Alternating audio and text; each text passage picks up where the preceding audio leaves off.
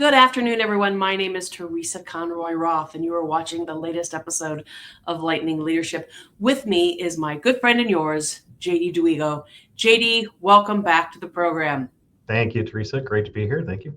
Oh my goodness. So much is happening today, personally, professionally, politically, with regards to cybersecurity.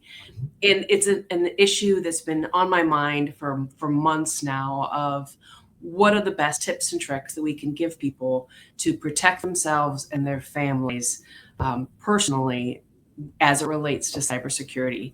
And I know you've got some tips. Would love to have you share.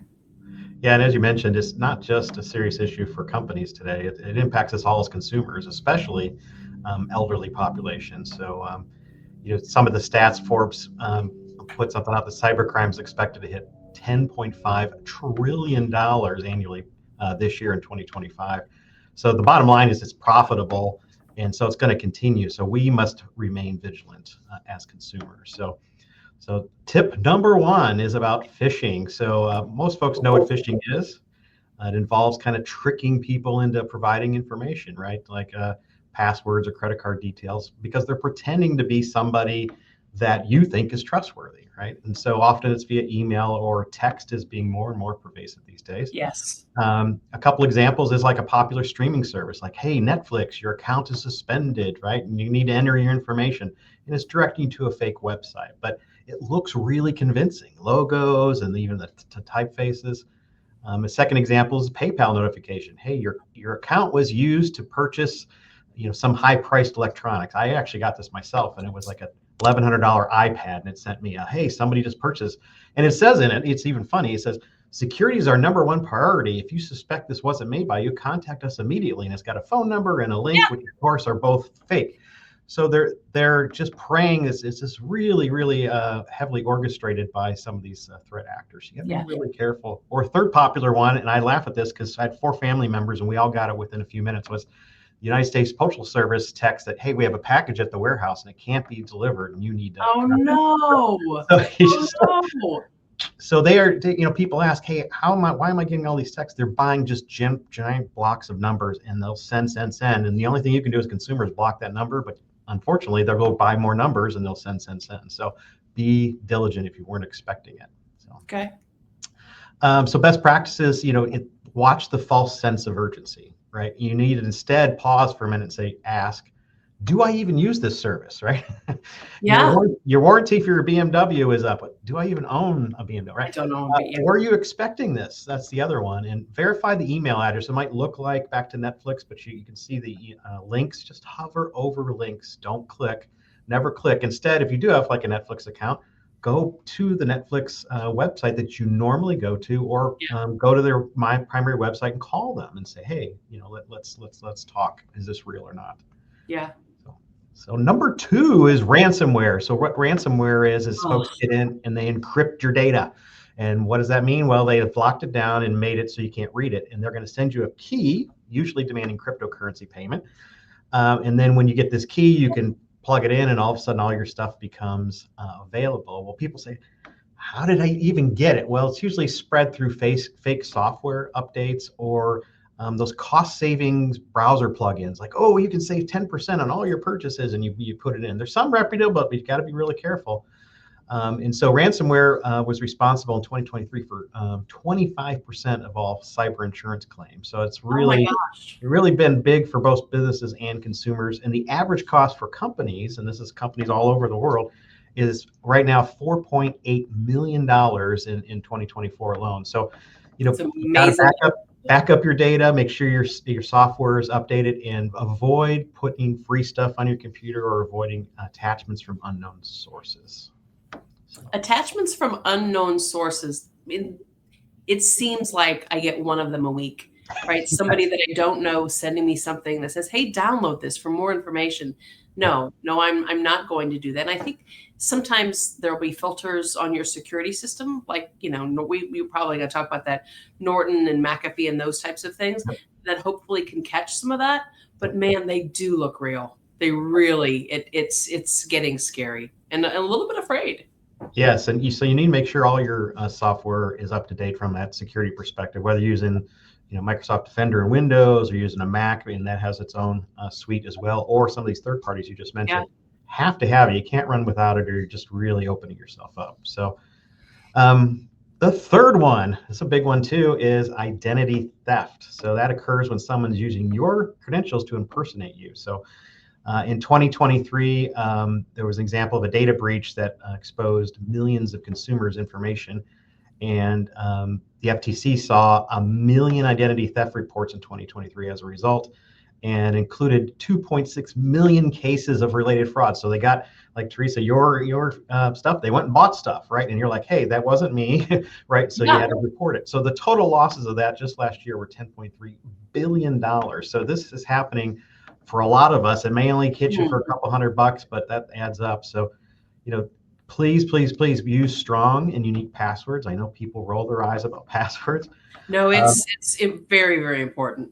Absolutely. And some companies, a lot of companies now, banks especially, have been doing this for years, is multi-factor authentication. What is that? Well, I go in and I log in and it says, check your phone, and you have to put in this number. And again, people are like, why do I have to do this? Because it's important. But also, please be careful. If you get a request, multi-factor request, don't just say okay and approve.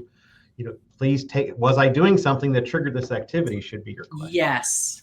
Yes. The fourth one is social engineering or malware. And so what that is again, a little bit of manipulation to get us to divulge some information. And so it's a lot of human psychology on this. Again, there's a sense of urgency on some things. And so it's like in 2022, scammers posed as tech support agents. This is a very common one where they call the consumer and they convince them, hey, you've got something rampant on your computer. We're here to help. We're HP, we're IBM, we're Dell. They impersonate all these companies and they say, we can install some remote access software. We'll get in and we'll take care of it all for you. Well, that's actually a scammer that's doing that. There's another one that was pretty popular in 2023. A lot of these apps that are popular free games. Yeah.